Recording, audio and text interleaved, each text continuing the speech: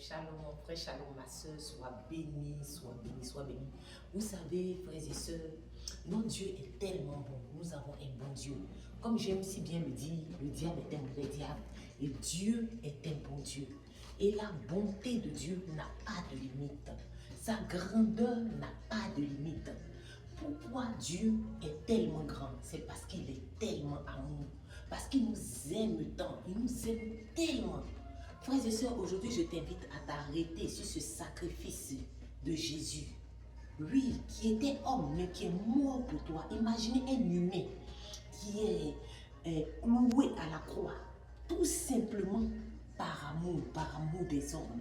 Et je souhaiterais que tu te laisses vraiment transformer par cet amour de Dieu. Cet amour de Dieu qui est tout pour nous. Et que tu médites sur cet amour de Dieu pour que cet amour de Dieu prenne le dessus sur ce que l'actualité te présente. Vous savez, bien souvent, on regarde les informations à la télé, les nouvelles, les newspapers, et il n'y a que de mauvaises nouvelles. Et nous avons tendance à penser que Dieu est l'auteur de ces mauvaises nouvelles. Mon frère, ma soeur, c'est faux. C'est faux, c'est faux, c'est faux. Dieu n'a pas fait le mal. Dieu n'a pas fait le mal. La preuve, regardons la Bible. Lorsque dans la Genèse, il a créé Adam et Ève, il les a créés pour le bien. Il les a créés pour l'amour. Il les a créés, oui, pour la gloire, pour la grandeur. Et vous voyez, la Bible nous dit oui, que Adam était l'ami de Dieu. Alléluia. Adam était l'ami de Dieu. Mais qu'est-ce qui va se passer?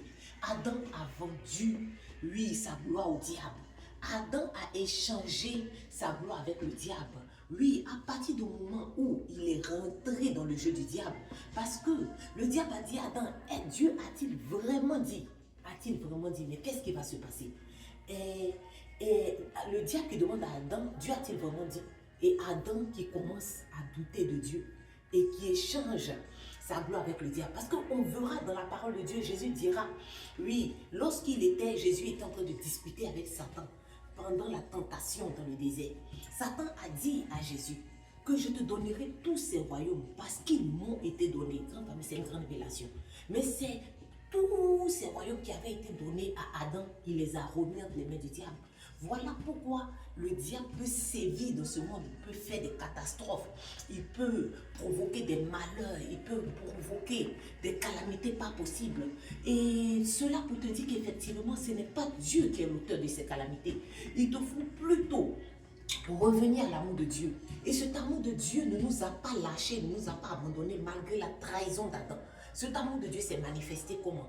Dieu a envoyé son Fils pour venir mourir pour nous, pour que nous puissions être rachetés, pour que nous puissions retrouver la gloire perdue, pour que nous puissions marcher dans la dimension de la grandeur, pour que nous puissions opérer dans le surnaturel. Et voilà ce sur quoi tes pensées doivent s'arrêter. Tes pensées doivent s'arrêter sur la nouvelle créature que tu es en Christ, sur ce que Dieu désire faire au travers de toi, parce que tu es un autre Christ et tu es une nouvelle créature en Christ. Et voilà vraiment ce que tu dois, oui, chercher à devenir, à être cet autre Christ dans ce monde et à vivre la vie surnaturelle à laquelle tu as été appelé. Surtout en ce temps où le Saint-Esprit est descendu sur nous avec sa puissance. Sois béni en profonde communion.